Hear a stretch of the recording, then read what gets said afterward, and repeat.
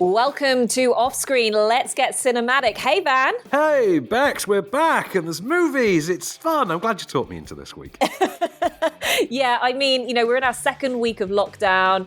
Things are maybe feeling like you've got a bit of slim pickings when it comes to what to do with your time. But do you know what? We're keeping you on your sofa with our 7-day guide to everything movies. So don't worry, guys. We have got you sorted. And you know the best part? I did the math. We've got 14 films to cover for 7 days. So that's not a bad haul. That is not a bad haul. And do you know what, guys? It can only get better, right? So let's kick off this week with actually something I was really excited to catch. I haven't caught it yet, but I'm going to this weekend. It's called Billy. It's on limited theatrical and on demand from today. So what's it all about? I think I can guess, actually. So naturally enough, this is the biographical documentary centering on Billie Holiday, but there's a bit more to it than that. So director James Erskine who did The Ice King a few years ago, if you remember that, the figure skating one.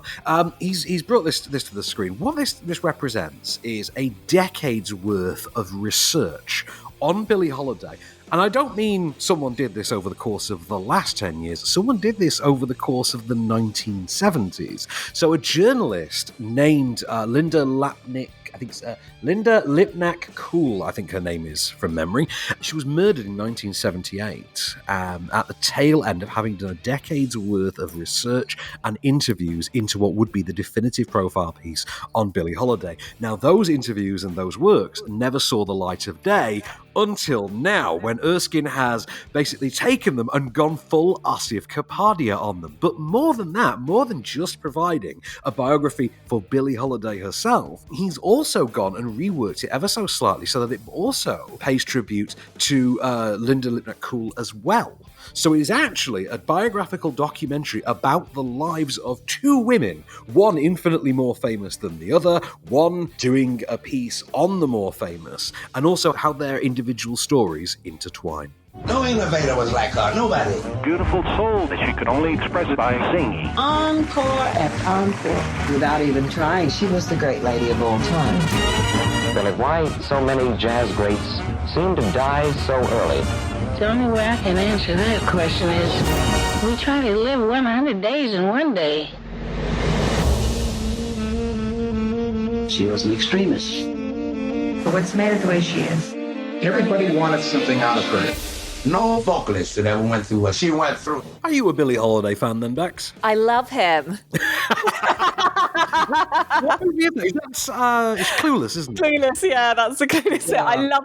Do you know what? People who don't like that joke often falls flat on people. I suppose like my husband, who actually doesn't have a clue who Billie Holiday is. But for anyone who knew who the great Billie Holiday was, it is such a brilliant line in Clueless. So for anyone who doesn't know, I literally held up a little sign to Van going, "Ask me if I'm a Billie Holiday fan."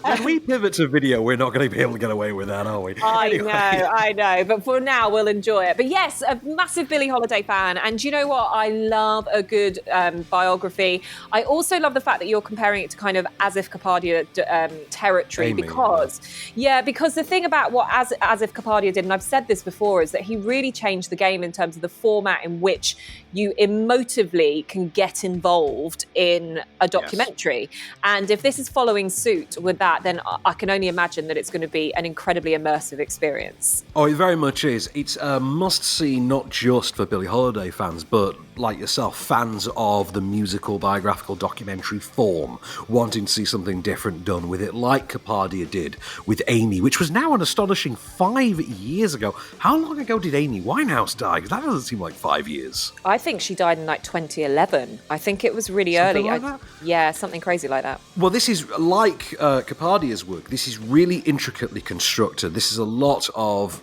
new acts. There's a lot of behind-the-scenes material that we've never seen before. A lot of personal recordings, things like that, played out over these 1970s interview recordings, which are at once very candid, but also very authoritative, very authentic, and they really add to what becomes this sort of emphatically compelling story. Because I asked specifically to cover this for the Morning Star this week because, as I justified, I just don't know anything about Billie Holiday. And it would be, I'm going to be more interested because this is someone I know very little about. I'd like to know that story. I'm glad I did, because it is an interesting story and it's filled with heartbreak and triumph and tragedy in equal measure. But the fact, though, that it takes the time to pay its respects to Cool along with Holiday along the way, and like I say, even intertwines those two female subjects. I really love that. I love that it's done not only with delicacy, but with respect. I think it's genuinely unmissable stuff. I think you'll if you liked Amy, you're going to love this as well, I think. Yeah.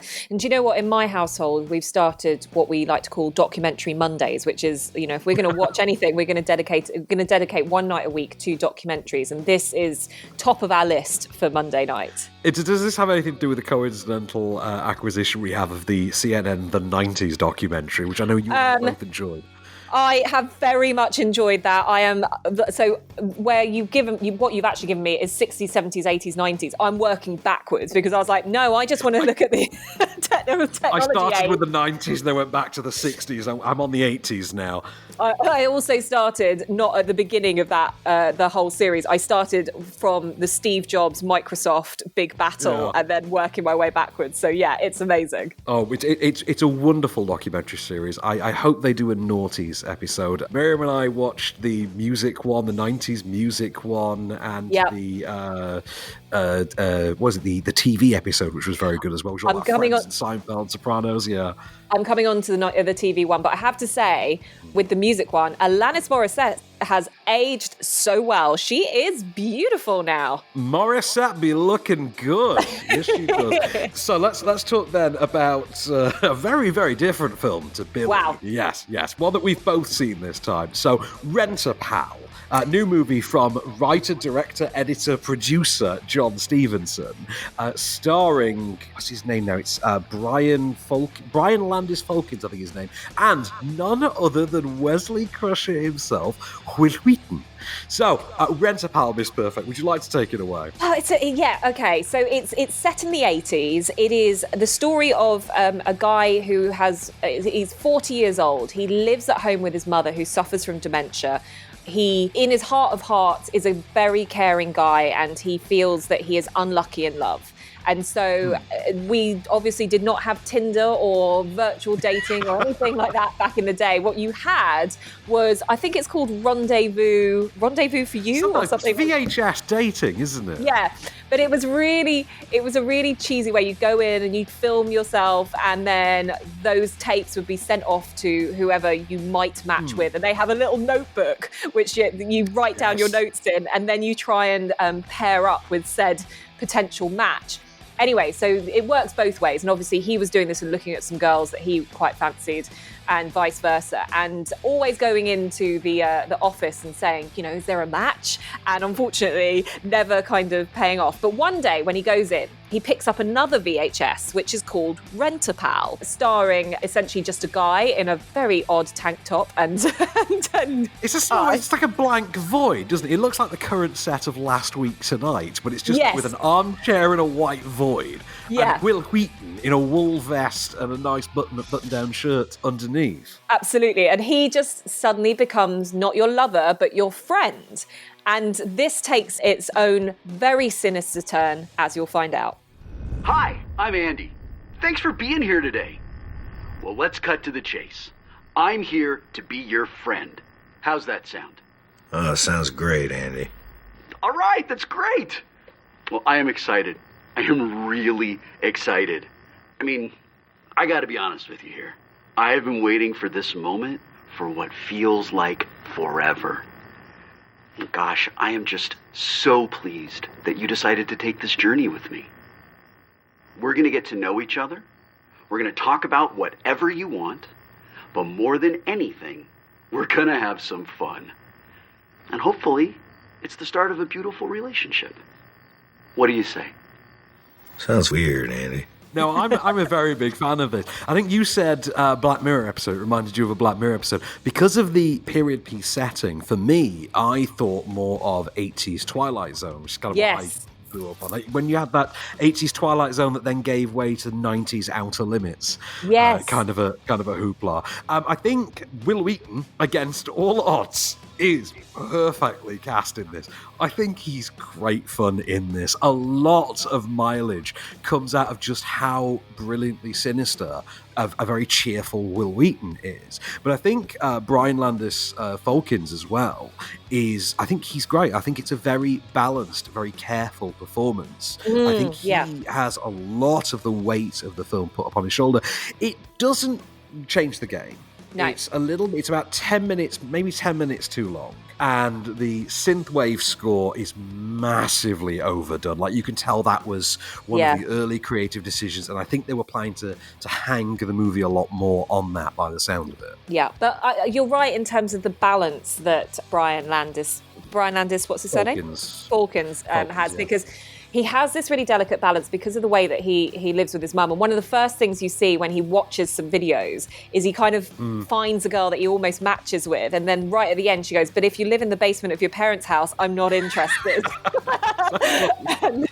and that you just see the disheartened sort of feel on his face. And it's all very subtle. But what you also see is as the film progresses, the turn in him and the obsession that he has with his rent-a-pal and how that turns very, very dark. And that's the balance that if that was played out too quickly, wouldn't work in this film. I mean, and I think it's quite a clever ride as well. I mean, academically, in terms of a film, how the film is made, about half of it is quite boilerplate, and the other half actually has something quite special there. There's a lot of, a cut between shots of the interiors of VHS players and things like that are quite artful and cool. You combine it with the synthwave score. At times, it works.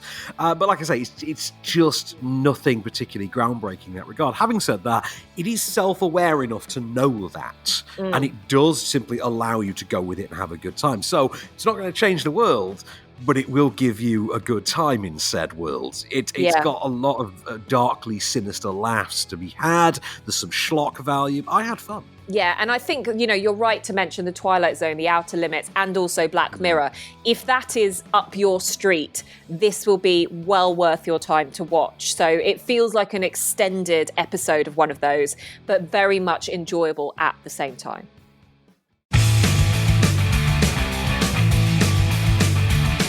Welcome back to Offscreen. We are keeping you on your couch, and this is the moment that we like to introduce you to all of your favourites that you can watch on the telly box. So I'm going to start by saying I've just had a little bit of a preview look at this script, and Van, I've got a question for you. Why, not that I'm overly adverse to this, but why on earth is it such a sausage fest this week? But you know what? We can't be blamed for that. That's the people at the TV networks and the movies they choose to show. Like this week, I think we managed 1.5 female-centric films, and that's only because I think Sweet Home Alabama clashed with something better, and also, really, you want to talk about Sweet Home Alabama? No. Do you know what, Van? You know what? You're going to have the Me Too movement on your case any moment now, so I'm just going to say... Well, before they get to us and bust the door down, let's start with Saturday night. 10:20, a bit of a late one for this, because I would have considered this a bit more of a family film. 10:20, Saturday night on BBC One.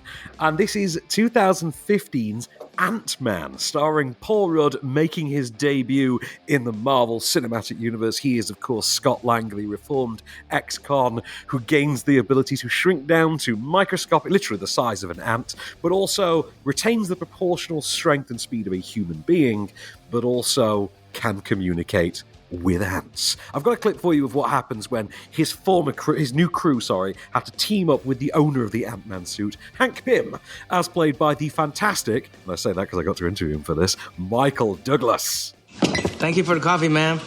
It's not too often that you rob a place and they get welcome back. Because we just robbed you. You know that he was arrested for stealing a smoothie machine, right? 2 smoothie machines. Are you sure they can handle this? Oh, we can handle it. We're professionals. You'll forgive us if we're not instilled with confidence. Well, hey, everybody, just kick back and relax a little bit, man. We know our business. We broke into this spooky-ass house, didn't we? I let you. Well, one could say that I let you let me. Look, it's okay. They can handle this. Yeah, we can handle it. You got their credentials? He's in the system. I'm in the system? In the system? The system? Yeah, we're doomed. Okay, I'm going to say that Ant-Man is one of my favourite Marvel movies. I howled with laughter throughout this. It didn't It didn't get up there with the critics, though, as one of the top Marvel movies, which I was flabbergasted by, because there were moments, and I will just say, like a toy train, which absolutely plays on and tickles your fancy for anyone who, from a nostalgic point of view, but also just gets it, you know? So clever. That's the weird thing with Ant-Man, because Ant-Man is, you know, a legacy Avenger. Like, Ant-Man is one of the very original, like, 1960s comic book Avengers. He's also in the comics the creator of Ultron, which noticeably they changed in the movies because Ultron came along before Ant-Man. One of the things I really like about Ant-Man is that despite the fact that it was a production, well, not a production disaster, but a development disaster, it had meant to be written and directed by Edgar Wright and Adam Cornish and Joe Cornish, sorry, Adam Buxton. Joe Cornish, yeah. And Joe Cornish, very different thing. They didn't quite make it to the final production. They had disagreements with Marvel. They walked away. They are still credited as being involved in the development of the story. Writing responsibilities then fell to, I think, Peyton Reed and Paul Rudd, who took it over. The train sequence that you're so fond of, that is left over from Edgar Wright. And you can see why Edgar Wright would be drawn to this. It's got very much an open field for him to unleash his bevy of cinematic tricks, and it would have been great. But after all that, I think critics were determined that this was not going to be as good as it could be because, you know, Edgar Wright is the critic's baby. I mean, everyone loved Baby Driver before they'd even seen a frame of it. As luck would have it, the movie turned out to be pretty good. But in the case of this one, I think the knives were out for this because it was going to be an Edgar Wright film and then wasn't. They gave it to the guy who made Down with Love, and people were naturally against that. But it is a boilerplate heist movie in the Marvel Universe, relying heavily on the comedy of Paul Rudd and Michael Pena, which is more than good enough for you and me, clearly. Yeah, 100%. And I think it's such a shame to learn what you've just told us about, you know, I suppose the politics behind it. And actually what that means, and what my advice to all of you lovely lot listening would be, is to just take it for what it is and have a thoroughly good time with it. This is a brilliant Marvel movie. It has all of the key characteristics that you want from a Marvel movie. The humor is on point. The acting is brilliant. You get Michael Douglas in a role that you probably didn't expect to see him in, and it works so well. It's very true. And two things you get off the back of this. First of all, you get a great Avengers cameo in here from one of the then relatively new Avengers, but also you do wind up getting a sequel that serves the immeasurable honour of introducing Walton Goggins to the MCU, which makes me tremendously happy. But that's Saturday night for you anyway. Sunday night, how do you feel, Becks, about the combination of Sly and Arnie? Do you know what? This is groundbreaking. For a kid of the 90s, this is groundbreaking partnership for me. And also, don't forget that there is also the 90s rapper 50 Cent in this as well. Is he 90s? Would you say he's 90s? I don't know. Is it late? I think he's 99, 2000s. So feels like about then, doesn't it? Feels like millennium kind of time. He can drop in. But look, I actually haven't seen this movie. We are talking, of course, about Escape Plan. But I haven't seen this movie, but I loved the concept of it. And I loved the idea because it was like Prison Break, but with Stallone and Schwarzenegger. That is exactly what it is. So it's roughly the prospect of Prison Break. So, the concept of Prison Break. So, film 4, Sunday night, 10:50. Do watch this. It's a nice, tidy 90-minute actioner. Arnie and Sly in prison. The warden is Jim Caviezel from Person of Interest and The Passion of the Christ. And they have to bust out of prison. Oh, and Vincent D'Onofrio and 50 Cent, as you pointed out, are in this movie. So, Stallone is Ray Breslin. He's the world's foremost escape artist. Prisons hire him to be locked up and then escape so that they can plug all the holes in their security, and he is hired to take on a supposedly inescapable facility, using only his natural skill set and nothing else to find his way out, teaming up with a German prisoner, or I think he's German in this case, played by Arnie, along the way. I'll give you a sample of what it sounds like when Stallone goes full Michael Scofield on us. Any break requires 3 things: knowing the layout, understanding the routine, and help from outsider in. If you know the layout, the weak side is obvious. In Ben Waters' case, it's the secure housing unit. It's located next to an unsecured fire garage. Knowing the guard's routine was the next step. 2. After I knew the routine, all I had to do was pick the day.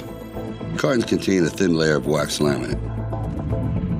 Lay it over the keypad. The impression will indicate which 4 keys were pressed.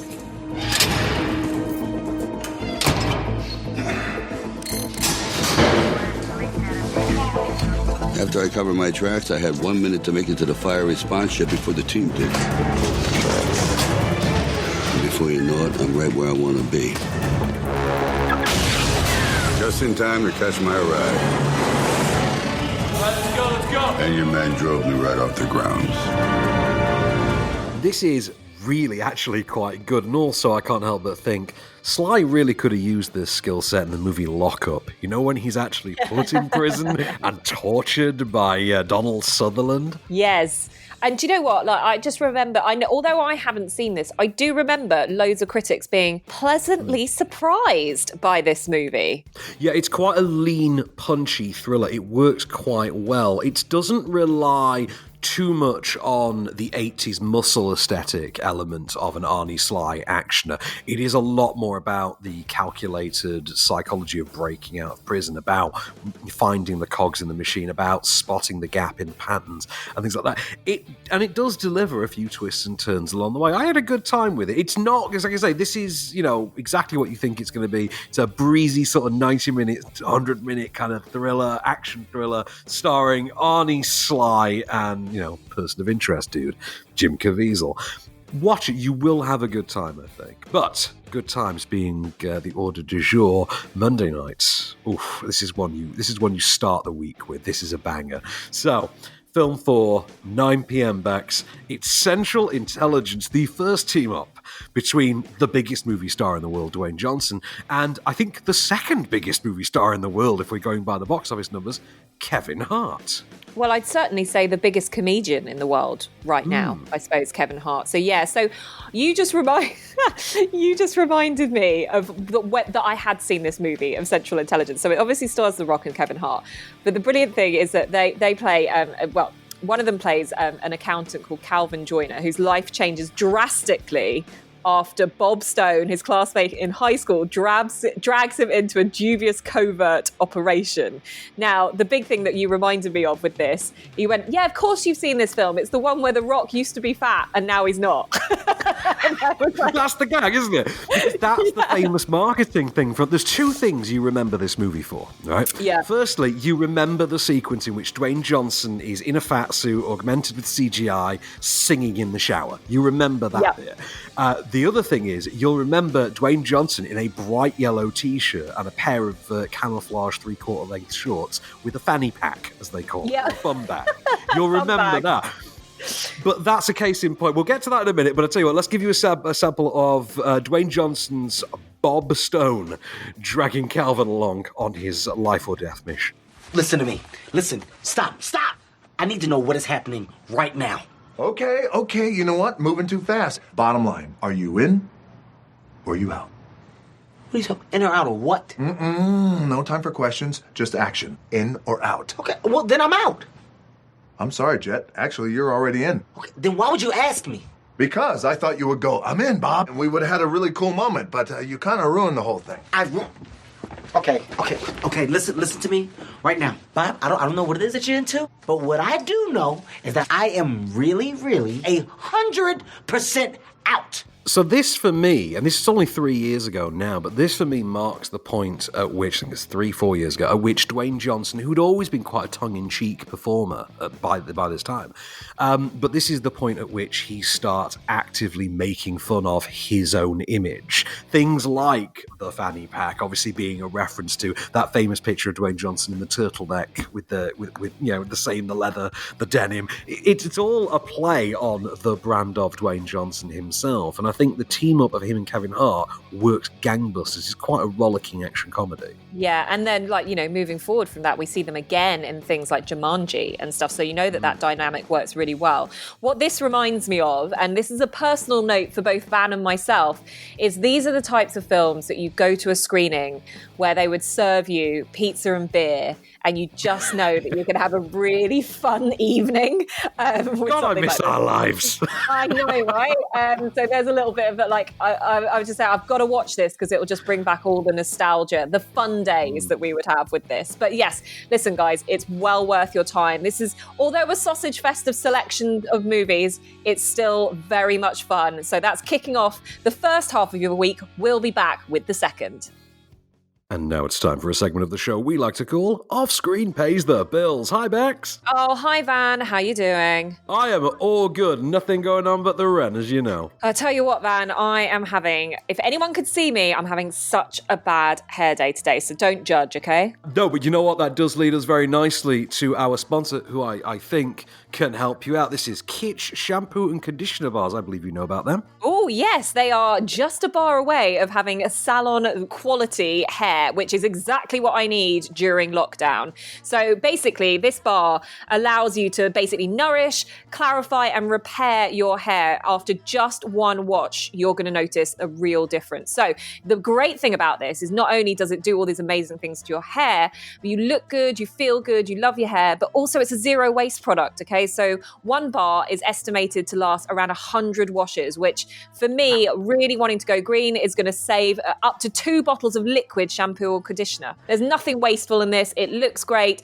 It will feel great. It's something I need to get my hands on, and I hope you guys do too. That sounds like something I'd be up for. Oh, well, I'm glad that you say that, because actually Kitsch has got a 5-day challenge going on. So if you are planning from switching to shampoo and conditioner bars from your normal liquid form, then all you need to do is take 5 days to try out the Kitsch shampoo and conditioner bars, and they will guarantee that these bars will be your new best friends. So if you are ready for beautiful hair and 100% satisfaction guaranteed, then you can definitely share your journey after you try it out on Instagram at MyKitsch and on TikTok as well at Kitsch. And I just want to talk to you really quickly about Free Lunch Coffee, who are our sponsors for this week.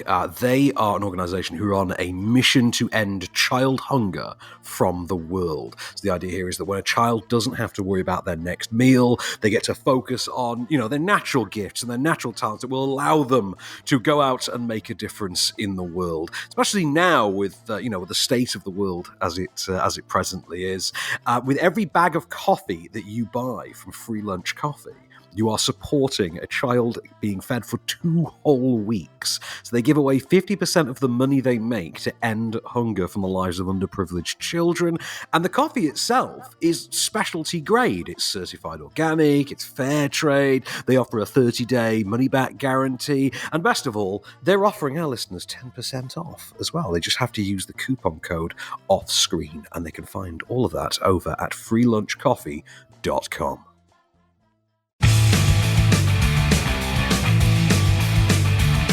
Welcome back to Off Screen. Now, keeping you on that couch and beginning your second half of the week on Freeview's Filmic Pickings, let's talk about the movie that started an entire subgenre all the way back in 1998. Everyone likes to give Spider-Man the credit in 2002 or X-Men the credit in 2000. Me, I go all the way back to 1998 with was it Stephen Norrington, I think, directed the first one of these. Wesley Snipes starring Blade, an adaptation of the famous the Marvel characters famously depicted in the Tomb of Dracula comics, popular in the 1970s during the very exploitation period that Marvel Comics had. Snipes is Blade. He is, I think at one point he actually is given a human name of Eric something. It's like Eric Davis or something. Hi, I'm Eric, aka Blade. Wouldn't you just pay good money, like here and now, to see literally any action movie in which Wesley Snipes plays a chap named Eric? Anyway, he's not Eric, he's the Daywalker. He is essentially a hybridized vampire human who doubles as a vampire hunter. He has all of their strengths, none of their weaknesses, and he goes to war with a rising star, a wannabe leader of the vampire world that operates secretly in the shadows, away from the watchful eyes of the human race. And he is none other than Deacon Frost, as played by Stephen Dorff. Remember Stephen Dorff? How cool was Stephen Dorff in the 90s? Stephen Dorff was so cool, almost up there as like Ethan Hawke kind of feel as well. So look, both of those. I have to say, I have just seen a recent Ethan Hawke turns 50. And I was like, don't leave a headline like that. It makes me feel so old. Well, then meanwhile, he may have turned 50 long ago, but here is Wesley Snipes turning badass. And I'm supposed to believe all this. Well, you already met Mr. Crispy at the hospital. What do you think? So what do you use then? Stakes? Crosses? Crosses don't do squat. Some of the legends are true, though. Vampires are severely allergic to silver. Feed them garlic and they're going to anaphylactic shock.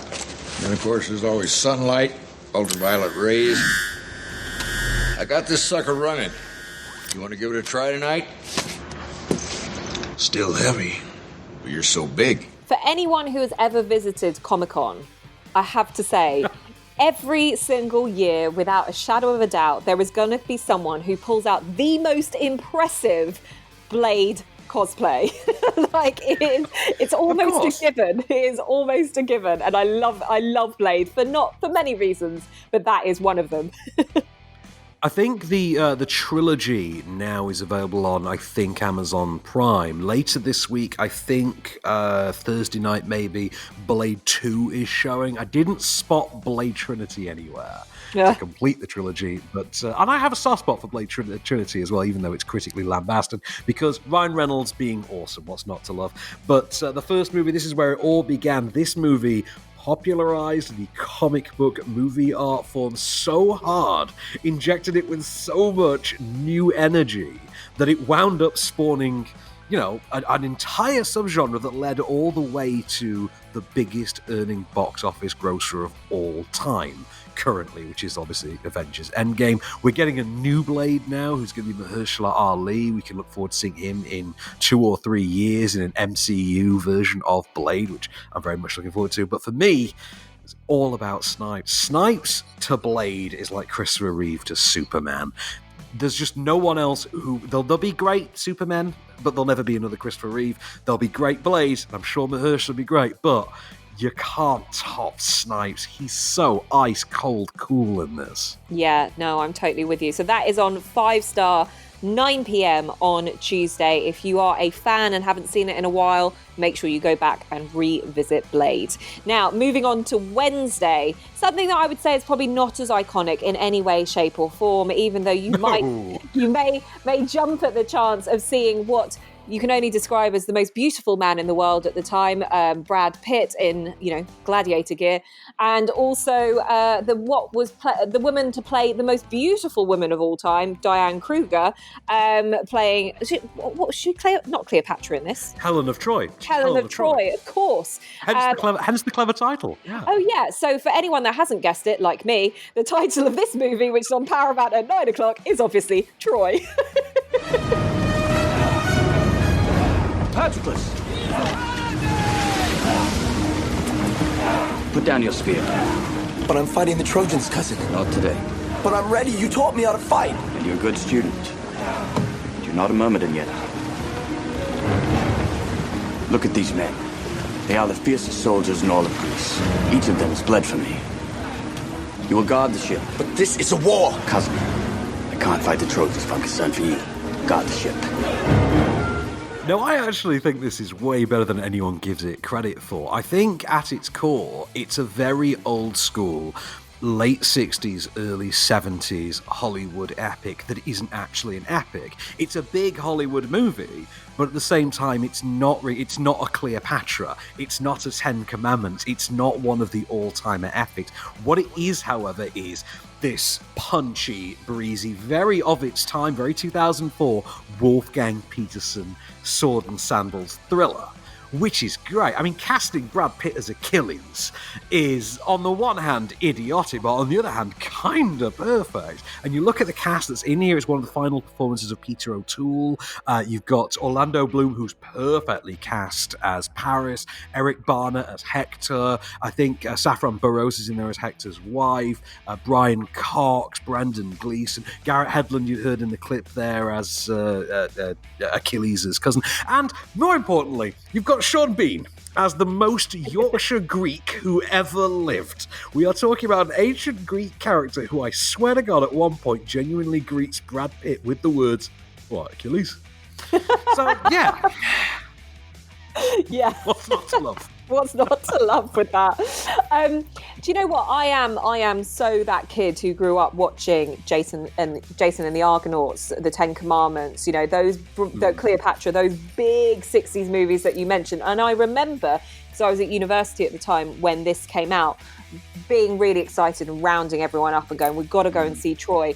And I think when you've got that benchmark of what they achieved back in the 60s, of like from the like a technical progression as well with the practical effects and everything, you kind of your bar is set quite high. And actually, I remember leaving this wanting it, like whilst my friends were a bit sort of like, yeah, it was okay, Brad Pitt was hot, but you know, where I was like, no, it could have been like, there was just moments, I think elements that was missed out of this that could have made it that much better. But it is totally watchable. It is a fun jaunt through this period of history in a way, like, you know, that's the way to look at it and not take it too seriously. I think so. There's no greater subtext to this. There's no, because of the time it's made, when everyone was starting to do their war on terror parables, they noticeably sidestep that, which I think is very clever as well. And it is more about arrogance in leadership than anything else. But do check it out. I think it's a great sword and sandals romp. That's Paramount, Wednesday night at 9 p.m. Well, we've got to speed this up. Okay, so Thursday night, 5-star, 11 p.m. Becks. I Will Always Love You. Oh, 1992. We will always love that year as well. It is the year of Whitney and Kevin. It is one of my favorite films of all times. The Queen of the Night. It is The Bodyguard, and it is available for you on 5-star, 11 p.m. We're not going to talk too much about this because we know just how much everyone has watched this again and again and again. But it took that Dolly Parton song and turned it into something iconic. And what a story to match. You don't approve of me, do you? Disapproval is a luxury I can't afford. Oh, it gets in the way, right? Don't like your emotions getting to you? Never mix business with pleasure. That's right. Will you grab that jacket for me, the red one, please? I'm here to keep you alive, not help you shop.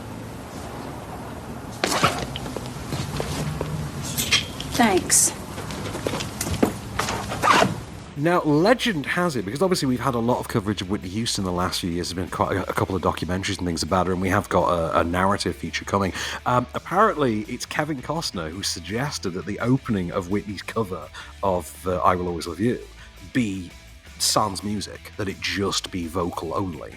And that is apparently Kevin Costner's suggestion. So you can thank Kevin Costner for one of the most iconic songs, nay, iconic covers, ever recorded. But I think I watched this for the first time in many years this past year, and it does hold up. I can see why there is constantly talk of doing a follow-up or recycling the format for the next generation. I think there was talk at one point of having Beyonce do a sequel to it or something like that.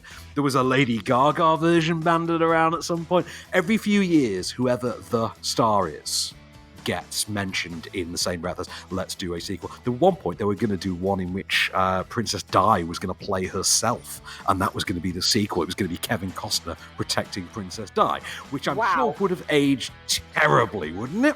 Oh, 100%. But do you know what? Like, the fact that you've said that this holds up is like, that's every reason why it doesn't need to be remade. Just go back, go and visit it. There is only one Whitney, and she played Rachel Marin so well. And do you know what? Just don't, if it ain't broke, don't fix it.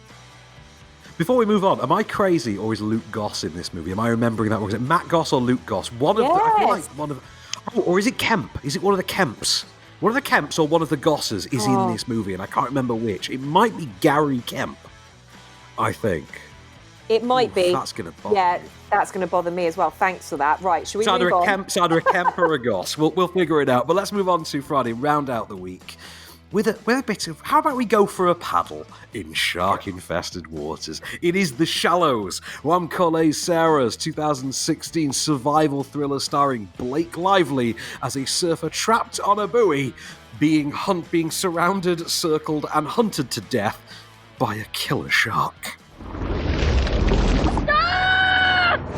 Stop! Get out of the water! Get out of the water! Get out! Stop! Go back! Shark! Don't worry about it. There's small sharks here. Stop! Stop!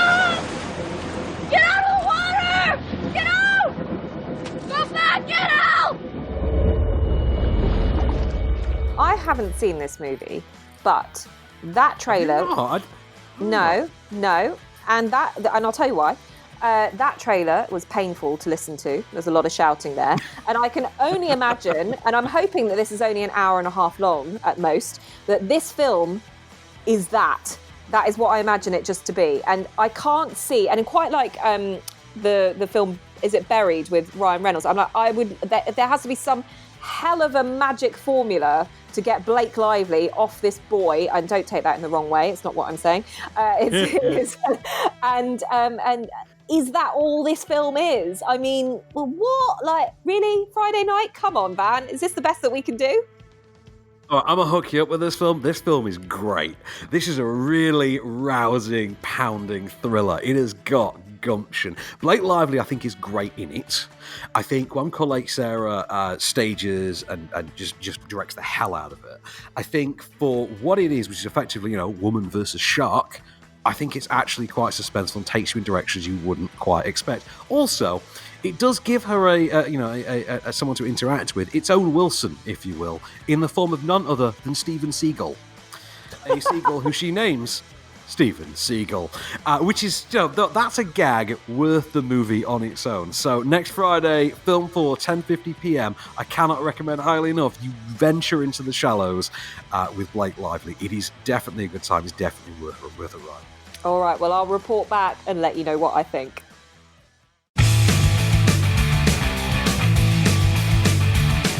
Welcome back to Off Screen. So I hope you've enjoyed all of the offerings that we've been bringing you for what is on for you to watch on telly with all your movies. Now we're taking you over to the world of DVD, Blu-ray and streaming. And I just want to relay a conversation that Van and I have just literally had over this first offering for you for on DVD. It's called Rogue. And I said, oh, I don't know what this is, Van. What is it? And you were like, and Van responded with Megan Fox and a tiger. And I was like, you got this. Okay, so this is the weirdest pitch I've ever heard for a movie, and I love it. This is up there with Nicolas Cage in Primal, only this is actually a better movie. So this is, Megan Fox is the leader of a team of mercenaries. Okay, that's your first implausible one right there. I'm sold. She has to rescue some hostages from a tribal militia in Africa. They chase her and her team, across the plains. They find an abandoned animal breeding sort of facilities, where they're sort of a black market animal breeding facility that has been abandoned. They house up there for the night, and whilst they are there, they are hunted by a tiger. So it's soldiers versus tribal militia types and a giant tiger. A tiger, lion, I think, maybe a lion, but it's a rogue, and that's the point. The idea being it is the prominent female leader of the soldiers versus the prominent rogue female lion. It's actually pretty decent. The CG's a bit ropey in the third act, but there's some good jump scares. It's literally commandos versus killer lion. And do you know what? It delivers. It delivers on those stakes. I gotta say, I was not expecting much from Megan Fox as a commando who takes on a lion. But do you know what? I like being proved wrong. This was fun. I had a good time. Does she does she look perfectly made up in every single shot? She does. She really does. And it's ridiculous. It's absolutely ridiculous. Well, she does. But there's also the fact that you just look at Megan Fox and just think, lady, there ain't no way you could physically lift a gun, let alone kill dudes. Yeah. But, yeah. But she is there, like, perfect. Yeah. Perfect skin, eyeliners on, the brow game is tight, but she's in a tank top and she's got an assault rifle. So... And I bet she's, do you know what? I bet she's not wearing a support bra either. So, I mean, look, guys, this is, if you want something that is unrealistic, but obviously one for the boys and very much fun, don't shake your head at me like that, Van. You know it's like, that's just a practical thing that I had to drop in there. I'm just saying, let's not start grading Megan Fox movies over the practicality of her underwear. Otherwise, we'll be here all day. Anyway, something a bit more satirical, a bit fun as we move over to streaming. Now, Rogue is available on DVD and Blu-ray from Monday, November the 16th. So over on streaming, from this coming Sunday, a movie I liked very much. I'm not sure where you sat on this one. This is Sorry to Bother You, which is a movie starring Lakeith Stanfield, Armie Hammer, Danny Glover, Tessa Thompson. It's a movie about a young black man who takes a job in a call center where he discovers that in order to boost his sales, he has to adopt his quote-unquote white voice, which is provided by David Cross in voiceover. And his newfound overnight success in adopting this voice soon leads him into the dark, seedy underbelly of capitalism itself. Hey, young blood, let me give you a tip. Use your white voice. Man, I ain't got no white voice. Oh, come on, you know what I mean. You have a white voice in there, you can use it. It's like when you pulled over by the police. Oh, no, I just use my regular voice when that happens. I just say, back the fuck up off the car and don't nobody get hurt. All right, man, I'm just trying to give you some game. You want to make some money here? Then read the script with a white voice. People say I talk with a white voice anyway, so why ain't it helping me out? Well, you don't talk white enough. I'm not talking about Will Smith's wife. I'm talking about the real deal. Like this young blood. Hey, Mr. Kramer. This is Langston from Regal View. I didn't catch you at the wrong time, did I? This film, I remember, was actually touted initially as like there might be some awards sort of backing for this. There was. I think in actuality it did turn out to be a bit too weird, I think, for even the Academy. I think to compare it to anything, you'd have to be looking at things like Being John Malkovich, the work of Spike Jonze, and things like that. The way it plays with convention, the way you can have a film inside of a film, the way you break the fourth wall, the way you play with reality itself. Now, it's the debut of writer-director Boots Riley, who I think was something of a conceptual artist before this. A conceptual artist and a DJ, I think. And I think it's a hell of a debut. I think it's, like I say, something comparable to the work of Spike Jonze, the work of Charlie Kaufman, people like that. I think it's something that sits nicely on there, and it does go in all sorts of absolutely bonkers direction. There's a reference to Pinocchio in here that might be one of the most mind-blowing things I've seen in a movie in the past 10 years, but a lot of it hinges on just how great Lakeith Stanfield is in the role, and the way he kind of works as the audience POV and constantly displaying this dumbfounded reaction to the absurdity of everything going on around him. It's like nothing else you've ever seen. But you know what? It's on Netflix, so try it. If you don't get into it within half an hour, do switch it off because it's not for you. But I think if you like things like Being John Malkovich, definitely check this one out. Now, you might have to help me with the next one, Becks, because I never saw The Princess Switch with Vanessa Hudgens. Oh, don't worry, I've got you sorted. So it's like every year, Vanessa Hudgens, who can't get a bigger and better job, turns to Netflix and goes, listen, I'll be your girl for all seasons, but I'll particularly be your girl for Christmas. And you know that Christmas is here when Vanessa Hudgens steps onto the silver screen for this. So she plays a baker, right? In the first one, she plays a baker who has a doppelganger who's actually a princess, and they swap lives. You have seen this. It makes sense now. Yeah. No, I've seen The Parent Trap, so I know roughly how this works. Yeah, so, and it's very schmaltzy. It's so candy cane coloured. I loved it because it got me out of some dark times whilst I was stuck in a studio for hours on end with nothing else to do. Oh. So it's returned again. It's returned again. And is. basically... The Princess Switch, it's not two, is it? It's just The Princess Switch switched again. I can't wait for this to come out because it is brilliant. Brilliantly bad. And basically, the princess, or should we say the Duchess Margaret, basically inherits the throne to Montenegro.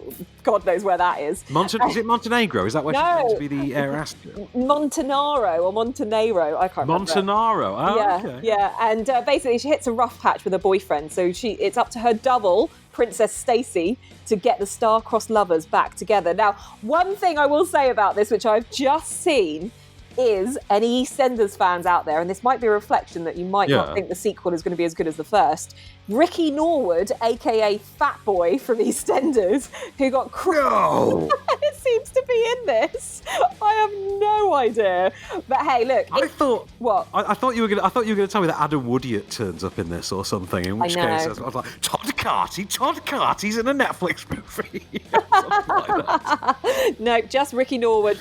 And last time we saw him, he got crushed in a car at a junkyard. So he was never seen again from EastEnders. Sorry, spoiler alert from about 3 years ago.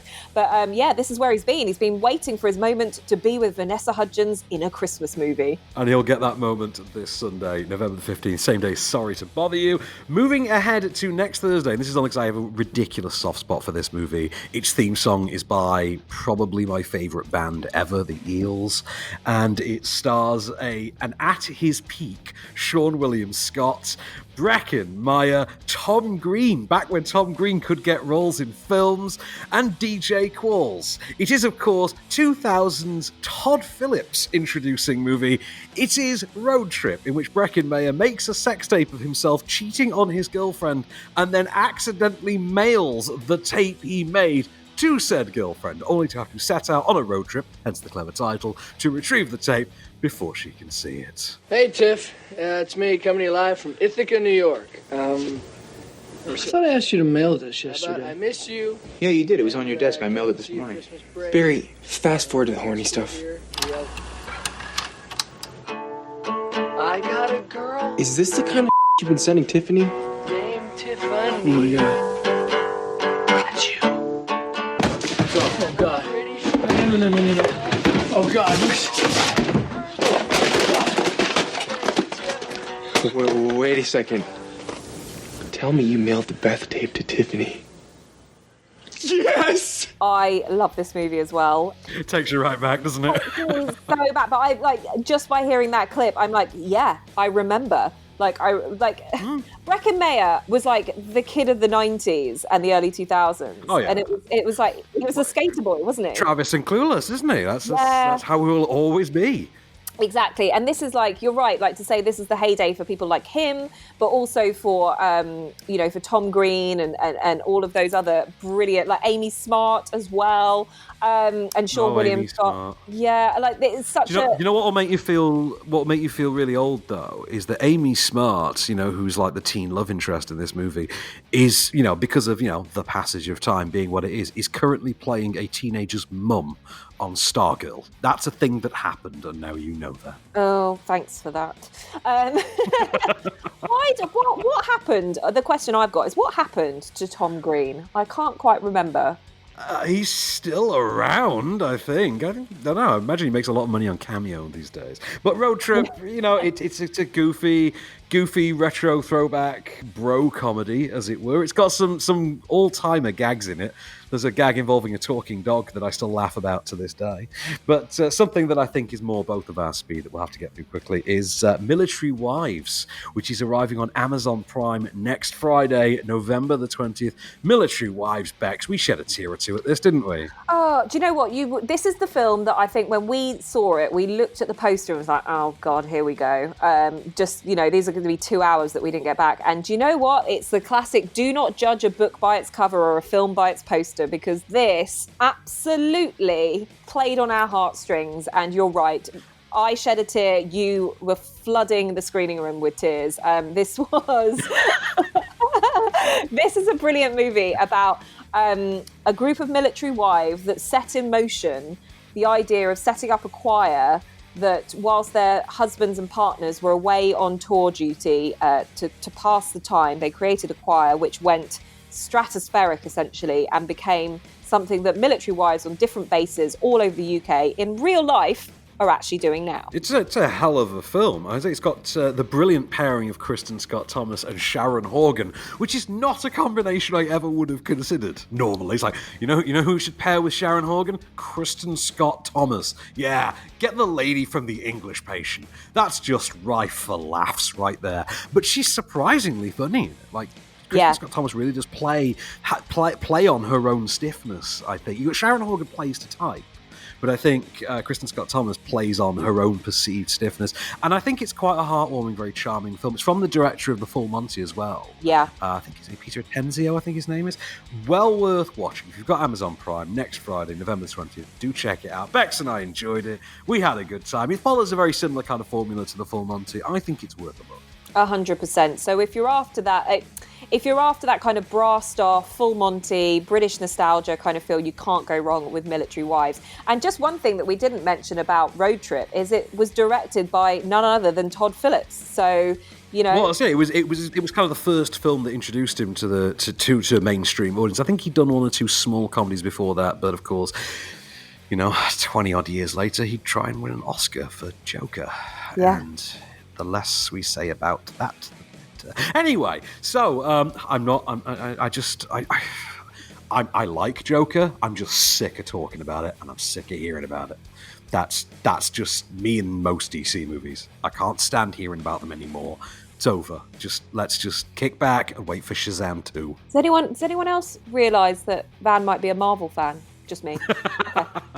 I have no apologies whatsoever for being a complete Marvel whore. But alas, that rounds up our week for this week. There you go, 14 movies for the next 7 days. I think we got you covered. That's like 2 movies a day if you were trying. Well, what else have we got to do? So there we go. That is you guys sorted. So until next time, I've been Becks Perfect. I've been Van Connor, and we shall return.